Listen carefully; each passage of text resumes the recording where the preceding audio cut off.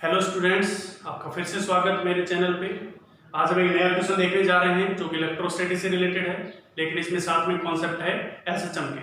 ठीक है, electrostatic plus SHM के कॉन्सेप्ट मिक्स करके हमसे एक क्वेश्चन पूछा गया है। ठीक है, क्वेश्चन क्या है देखो। A block of mass m and having charge q is placed on a smooth horizontal table. एक ब्लॉक है जिसके ऊपर चार्ज q दिया गया है और जिसका मास m है, उसे एक हॉरिजॉन्टल टेबल पे रख दिया गया है। ठीक है, और जिस पे फ्रिक्शन क्या है, स्मूथ हॉरिजॉन्टल टेबल, इसका मतलब फ्रिक्शन एब्सेंट है, फ्रिक्शन जीरो है। End is connected to a ball through an unstretched spring. अब उस ब्लॉक को जिसके ऊपर चार्ज q है और जिसका मास m है, उसको एक स्प्रिंग के थ्रू वॉल से कनेक्ट कर दिया गया है। ठीक है, डायग्राम बनाऊंगा तब क्लियरिटी आएगी। स्प्रिंग कांस्टेंट k दे रखा है, as shown in the figure बनाएंगे जो दे रखा था। A horizontal electric field E parallel to the spring is switched on. जो स्प्रिंग का लेंथ है उसके अलोंग एक हॉरिजॉन्टल इलेक्ट्रिक फील्ड को चालू कर दिया गया है। तो आपको पूछा गया है find amplitude and time period of the SHM. तो आप उसका टाइम पीरियड और एम्पलीट्यूड बताइए। समझ लीजिए, अब मिलके करते हैं। मैं डायग्राम बनाता हूं और क्लियरिटी आएगी आपको।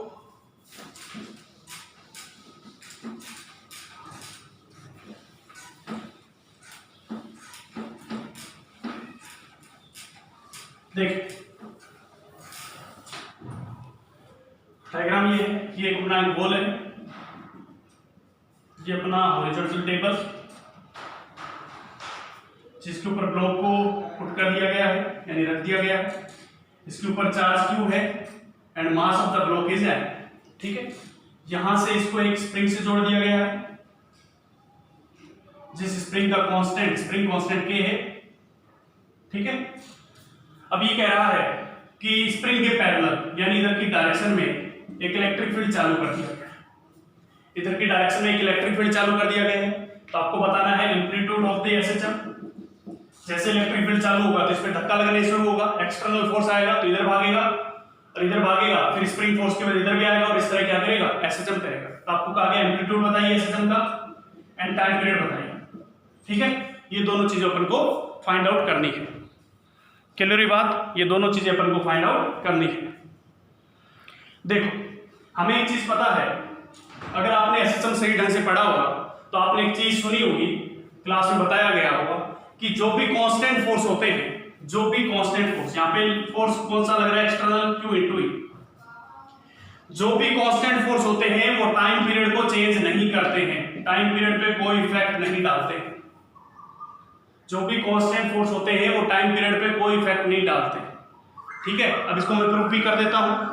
देख लें आप, ये तो बात आपको याद रखनी है कि कांस्टेंट कोई भी फोर्स हो वो कभी भी टाइम पीरियड पे कोई इफेक्ट नहीं डालेगा। ये बहुत बार question JEE Advanced Mains NEET सब में पूछा जा चुका है, ऐसे एक क्वेश्चन। ठीक है, देखो हमें पता है ये हमारा ब्लॉक है, इसका एफबीडी बना रहा हूं, इधर लगेगा q इनटू e, क्योंकि पॉजिटिव चार्ज है, इलेक्ट्रिक फील्ड इधर है, तो पॉजिटिव चार्ज जिधर इलेक्ट्रिक फील्ड होता है पॉजिटिव चार्ज पे फोर्स भी उधर ही लगता है, इलेक्ट्रोस्टैटिक। अगर इस पे इधर लगेगा और ये इधर भागना चाहेगा तो इस पे स्प्रिंग फोर्स इधर लगना शुरू होगा। मान लेते हैं कुछ एक्स खींच गया, ये इसकी मीन पोजीशन थी क्योंकि उसने कहा था अनस्ट्रेच्ड पोजीशन पे, यानी इसका मीन पोजीशन। तो इस पे इधर की तरफ फोर्स लगेगा q, इधर की तरफ लगेगा kx। मान लेते हैं इनिशियल kx नोट है। तो मैं क्या लिखूंगा, पहले जब भी टाइम पीरियड फाइंड आउट करना हो तो इनके स्टेप क्या होते हैं। देखो फर्स्ट स्टेप लिखते हैं, फर्स्ट स्टेप क्या लिखेंगे, इन इक्विलिब्रियम।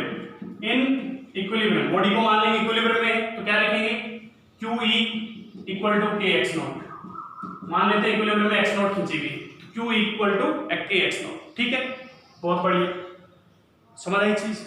मान लिया इक्विलिब्रियम में x नॉट खींची हुई स्प्रिंग, तो Q इक्वल टू कितना हो गया, kx नॉट। अब मैंने इक्विलिब्रियम पोजीशन से, ये पोजीशन थी इक्विलिब्रियम, इक्विलिब्रियम पोजीशन से मैंने राइटवर्ड डायरेक्शन की तरफ थोड़ा सा धक्का दिया। कितना धक्का दिया, x धक्का दिया। ये स्टेप होते हैं। पहला स्टेप लिखो, इक्विलिब्रियम पोजीशन में नेट फोर्स बैलेंस करो। इक्विलिब्रियम का मतलब नेट फोर्स बैलेंस है। फिर क्या करो, थोड़ा सा डिस्प्लेस कर दो राइट या लेफ्ट। मैंने राइट की तरफ डिस्प्लेस कर दिया, तो तुम बताओ इस पे नेट फोर्स अब कितना हो गया, नेट फोर्स अब बताइए। इस पे नेट फोर्स देखो, इधर की तरफ पहले x नॉट खींचा हुआ था, अब x नॉट खींच गया तो नेट डिस्प्लेसमेंट कितना आ गया, इधर की तरफ x not plus x। QE तो इधर की तरफ लगी रहता, QE पे कोई फर्क पड़ा क्या, नहीं फर्क पड़ा। तो इधर की तरफ स्प्रिंग फोर्स कितना आ चुका है, kx प्लस x नॉट, क्योंकि अब एक्सटेंशन x नॉट तो पहले से था, अब x और बढ़ गया, तो kx प्लस x नॉट। तो नेट फोर्स किधर की तरफ है, मैंने धक्का इधर की तरफ दिया था राइट वर्ड की तरफ, तो नेट फोर्स भी उधर की तरफ होगा।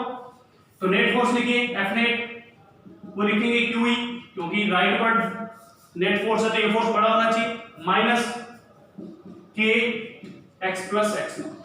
समझ आए इसे, QE minus kx plus x not, ठीक है।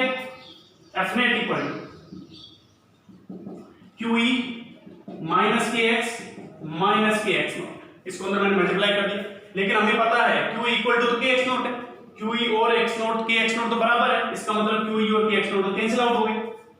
तो यहां से F नेट अपना कितना निकल के आया, F नेट निकल के आया माइनस kx के बराबर, F नेट निकल के आया माइनस kx के बराबर। क्लियर हुई बातें, मिटा दे रहा हूं इसको। तो जब भी टाइम पीरियड फाइंड आउट करना हो, सबसे पहले इक्विलिब्रियम पोजीशन पे फोर्स लिखिए, फिर उसको राइट वर्ड या लेफ्ट वर्ड कुछ x डिस्प्लेस करिए और इस तरह नेट फोर्स का एक इक्वेशन बनाइए जिसके अंदर ये फोर्स कैंसिल आउट हो जाएंगे, जो बचेगा वो हमारा F नेट हो जाएगा, ठीक है। अब इसको मैं लिख सकता हूं F नेट को, F बराबर क्या होता है, मास इनटू एक्सेलरेशन, तो mass into acceleration equal to minus kx, इसको मास इनटू एक्सेलरेशन लिख दिया, तो acceleration equal to minus k/m into x। ऐसा कुछ फॉर्म एसएसएम में हम पढ़े थे कि एसएसएम के अंदर जो एक्सेलरेशन होता है वो माइनस ओमेगा स्क्वायर x होता है, तो x का जो मल्टीपल होता है वो ओमेगा स्क्वायर का बिहेव करता है, तो x का मल्टीपल कौन है, k/m है, क्योंकि माइनस तो इसमें भी आता था इसमें भी आ रहा है, तो इसका मतलब हमारा ओमेगा स्क्वायर बराबर क्या आ गया, k/m, तो ओमेगा कितना आ गया, √k/m, ठीक है। और टाइम पीरियड जो होता था 2π/ω होता था, तो इसको उठा के रखेंगे, तो time period is equal to 2π/m/k, time period is equal to omega को यहां पे पुट करेंगे तो ये वैल्यू आ जाएगी। और ये मैंने पहले ही कहा था कि कोई भी constant force like mg QE इस तरह के कांस्टेंट फोर्स टाइम पीरियड पे कोई इफेक्ट नहीं डालते, यानी इसका टाइम पीरियड पहले भी यही था 2π/m/k, अब भी इसका टाइम पीरियड यही आ रहा है। क्लियर हुई बातें, तो ये हमारा पहला टाइम पीरियड वाला कॉन्सेप्ट तो हो गया। हमसे एक टाइम पीरियड पूछा था और एक क्या पूछा था, एम्पलीट्यूड पूछा था, तो टाइम पीरियड तो हमारा निकल गया, ठीक है। अच्छी तरह समझा दिया मैंने, इस चीज का आप ध्यान रखें ताकि ऐसा कोई क्वेश्चन पूछा जाए तो आपको पता हो। अब इस पर पूछा गया हमसे एम्पलीट्यूड, क्या पूछा गया है, एम्पलीट्यूड। हमें पता है, आपने अगर एसएचएम में पढ़ा हो तो ये हमारी एसएचएम की मान लो मीन पोजीशन थी और ये हमारी एक्सट्रीम पोजीशन मान लेते हैं। तो एक्सट्रीम पोजीशन पे वेलोसिटी क्या होती थी, 0, और मीन पोजीशन पे वेलोसिटी क्या होती थी, मैक्सिमम।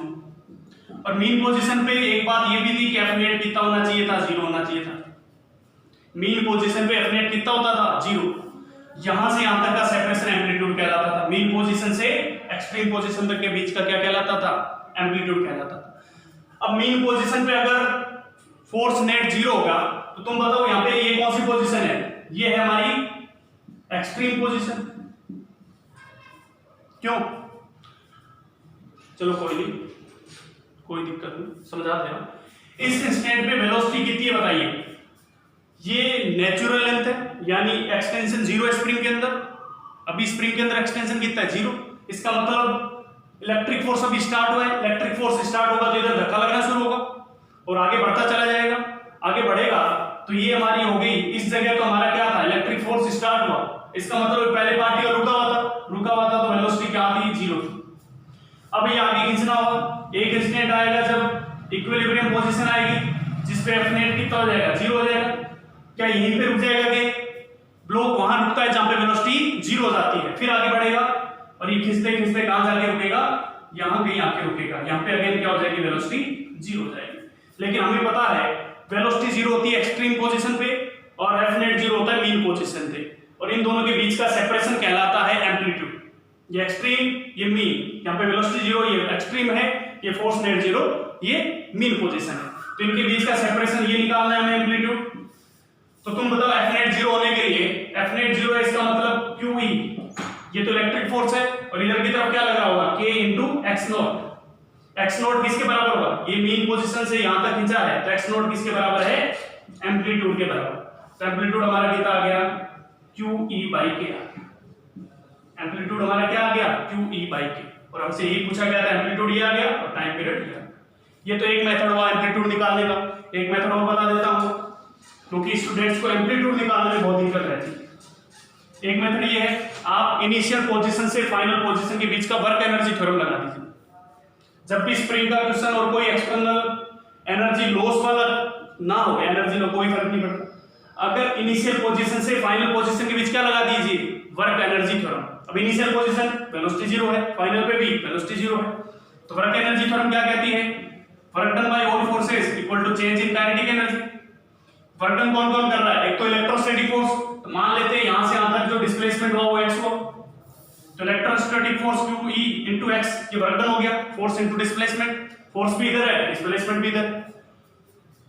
और work done bye spring force minus half के यहां से यहां तक एक्सटेंशन कितना x square, change in kinetic energy, initial velocity 0 तो 0, फाइनल वेलोसिटी भी 0, तो चेंज इन काइनेटिक एनर्जी 0, तो QEx बराबर हाफ के x स्क्वायर, एक x से एक x कट गया, तो x बराबर आया 2QE by k, x बराबर आया 2QE by k, आया नहीं आया, वेलोसिटी 0 वेलोसिटी 0। इसका मतलब ये है हमारी एक्सट्रीम पोजीशन, ये भी हमारी एक्सट्रीम पोजीशन, क्योंकि वेलोसिटी 0 कहां पे होती है, एक्सट्रीम पोजीशन पे। तो ये लेफ्ट एक्सट्रीम मान लो, ये राइट एक्सट्रीम, तो आपको पता होगा ये हमारी मीन पोजीशन, ये मान लो राइट एक्सट्रीम जहां पे वेलोसिटी 0, और ये हमारी लेफ्ट एक्सट्रीम। मीन से एक्सट्रीम के बीच का सेपरेशन है, मीन से एक्सट्रीम के बीच का सेपरेशन है, तो टोटल सेपरेशन कितना हो गया 2a। तो इसका मतलब ये डिस्टेंस बराबर होनी चाहिए 2a के, तो 2 से 2 कैंसिल आउट हो जाएगा और एम्पलीट्यूड आ जाएगा हमारे पास QE by k। समझ आई इसे? तो आप किसी भी मेथड से करें आंसर आना चाहिए। मेरे हिसाब से इजी मेथड होता है कि आप Fnet को 0 कर दें, Fnet को 0 कर दें, तो Fnet को जैसे 0 करके जो डिस्टेंस आएगी वही हमारा एम्पलीट्यूड का काम करेगी। क्लियर बात है?